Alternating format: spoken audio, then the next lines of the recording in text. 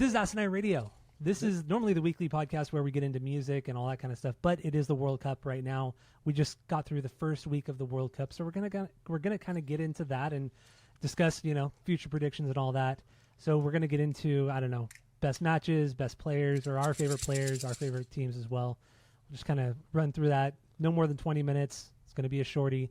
So let's get into this. What's the first thing you want to talk about, Jeff? There's a lot of stuff, and I still want to kind of keep it down to like that 20 minute because we could go on just for fucking hours and hours and hours. But I do just off the top, I want to say how much I've been enjoying watching the foreigners in America and in Mexico. I don't see a lot in Canada. Maybe people aren't partying in Canada as they are in America and Mexico. At first, I was obsessed with the Koreans and the Mexicans. They already have a history together, and Korea beat Germany, I think, the last World Cup that made Mexico advance. So Mexico likes Korean people in general, and I think there's a bunch of like data centers in Mexico now making chips or something from Korea. But watching them party has been really cool, and the Mexicans have taught them a lot of words. And so sometimes you'll see at the matches or like in bars and stuff, the Koreans will say like puto or say pendejo or stuff like that, which is it's just fucking hilarious. But they're at it, man, and it's so fun to watch. It's so cute. Yeah. All the camaraderie has been fantastic. It's been so cool to see, like the shit in Boston with all the Scots coming up from Scotland. That shit was cool.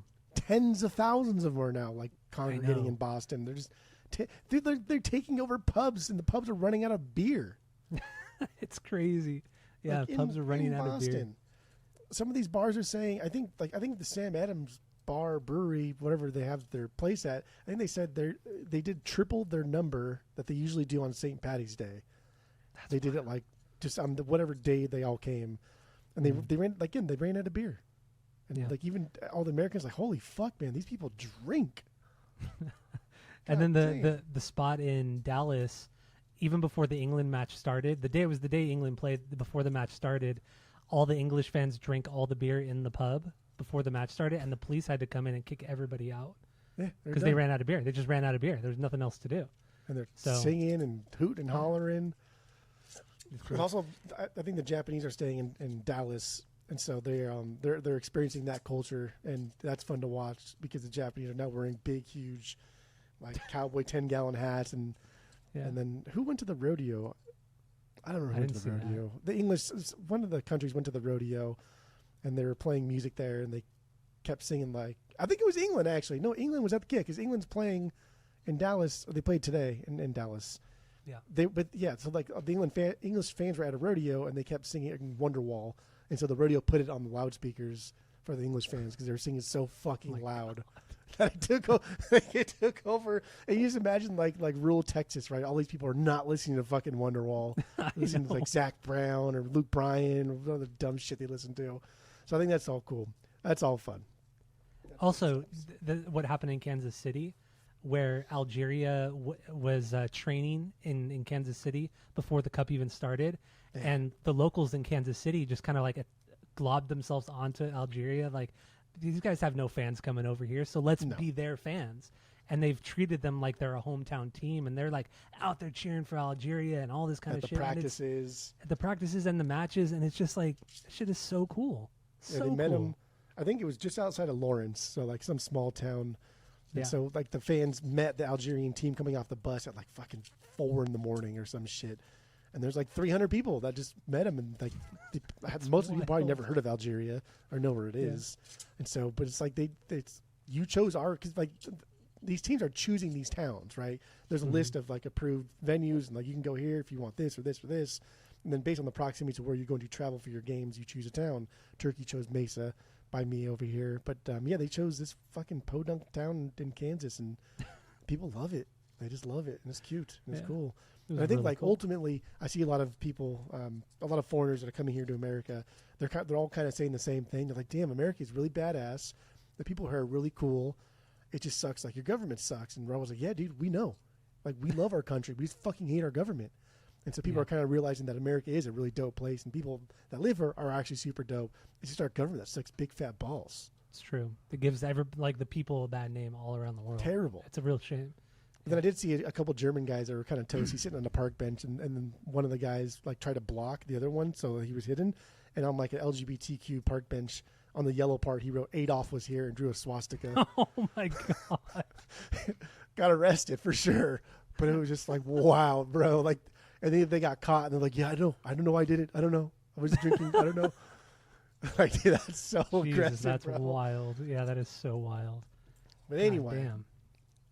and then another thing too, because we haven't talked about soccer, but like this whole like Alexi Lawless thing, and Zlatan and Henry, watching those three together is just so fucking funny. These are the guys in between the halves or before doing like the commentating before the match or between that two halves.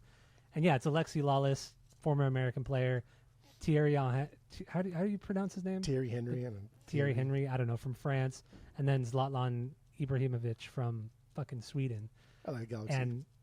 And well, yeah, he did play for the Galaxy, yes. And he hated it. It was so bad when he played here. He got so mad at, like, remember he would like push his own players out of the way. Like, what are you doing? Yeah. Go over there. Because they were all terrible.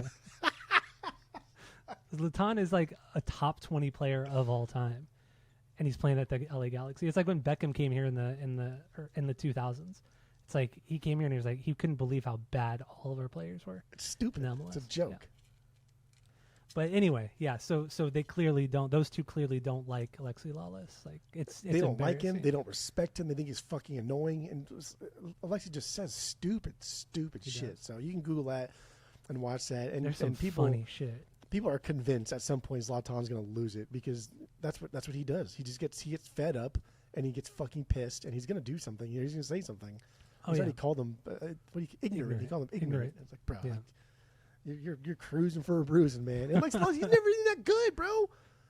Like, from a country who already aren't very good at soccer, but Alexi will not ever go down. Once he's dead, no one will ever talk about his soccer playing career ever. And now he's a big MAGA guy now, so that's all people are going to talk about, and just how shitty he is in the World Cup. I didn't even know that. And he makes music too, and it's so fucking bad. Oh god.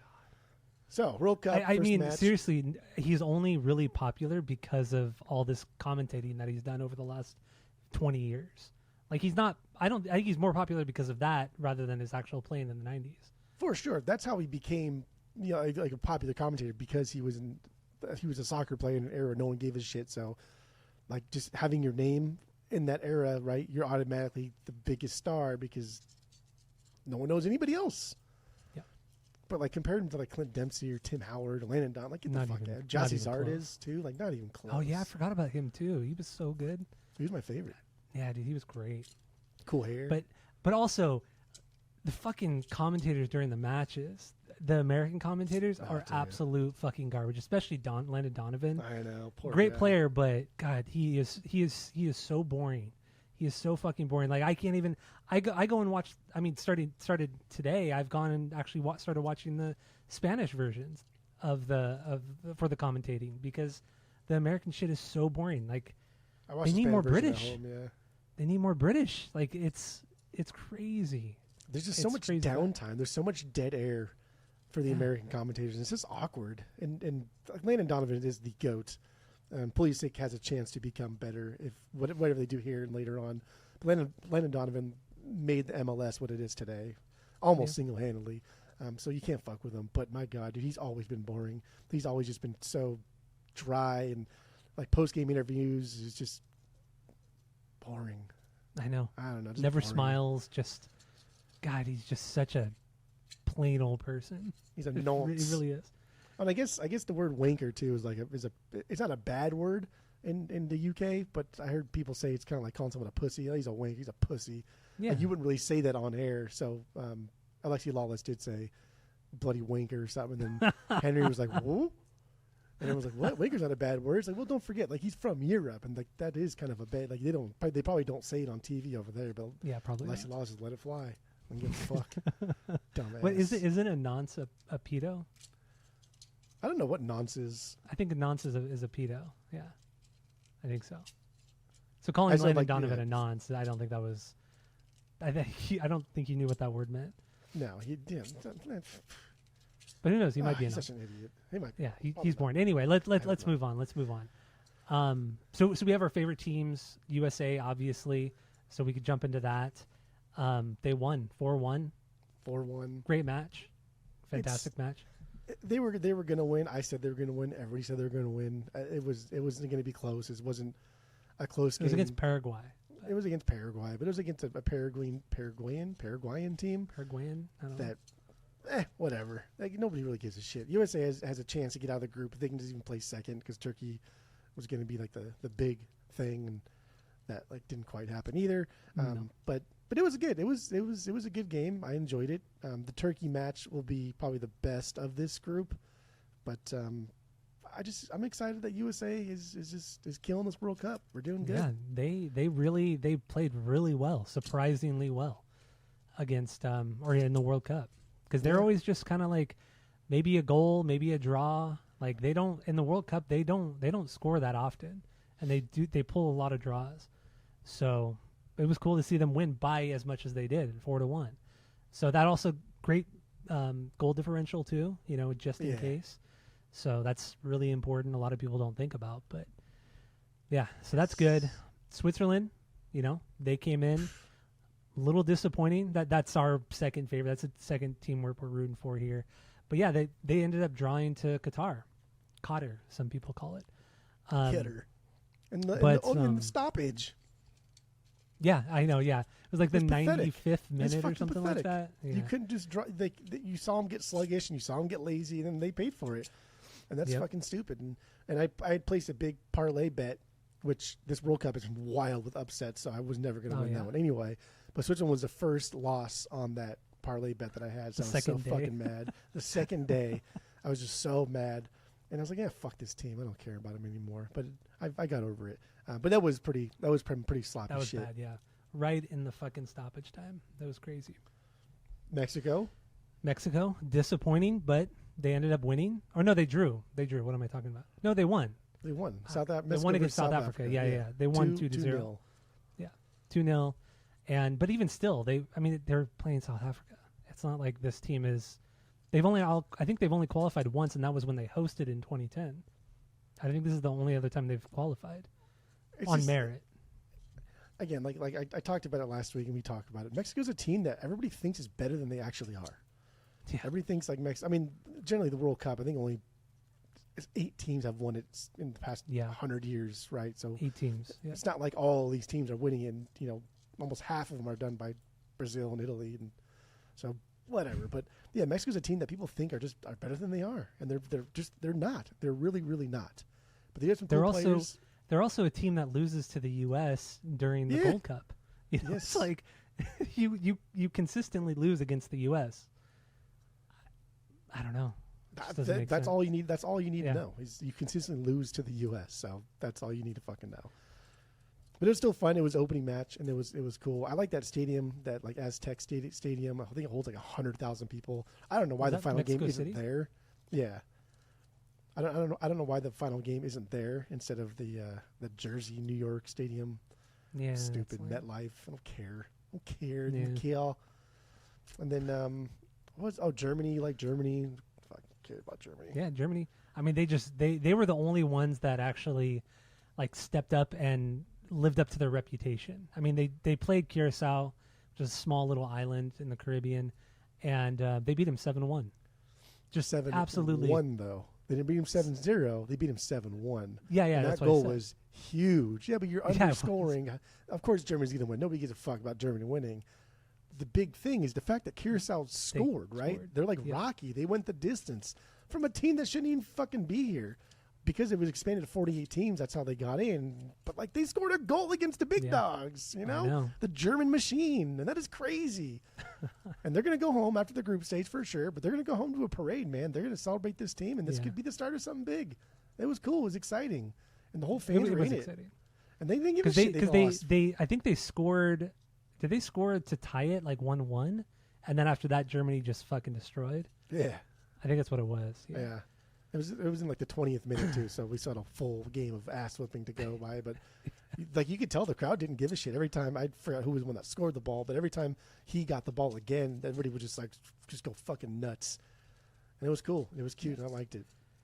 Some big shocks for me, big shocks for me were Brazil and Haiti.